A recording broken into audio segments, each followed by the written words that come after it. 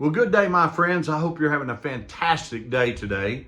Hey, how many times have you made a decision only for it to come back around and kind of bite you? You end up paying for the consequences of that decision or that action, maybe the rest of your life, right?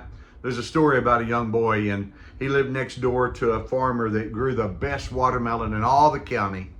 And so one night he snuck over to get one of those watermelons, and when he did, the farmer caught him and shot up in the air and yelled and scared the boy to death.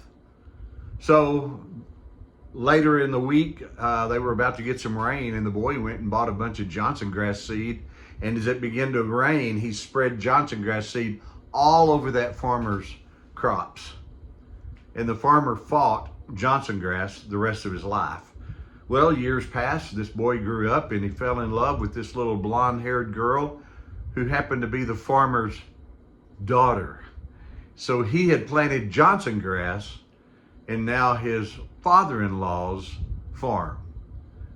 If you want to hear the rest of that story, stay to the end, and I'll give you the rest of the story. But you know, in life we do that a lot of times. We kind of run ahead of ourselves, and we take action based upon maybe not great thought, and then consequences eat our sack lunch, right?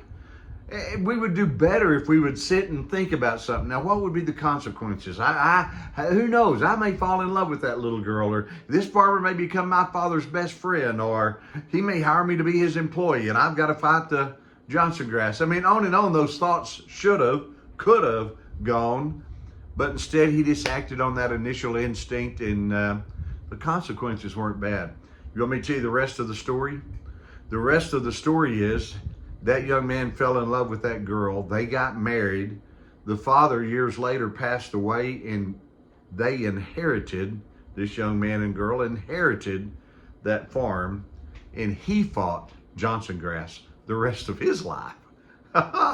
Boy, that is some bad consequences because of decisions that were made without good thought being put into them. So here's the good news for you and I. Before you go throwing some Johnson grass, take a little time to think it over, maybe a day or two to study it, to think about it, and then make a good decision that won't burden you down with consequences.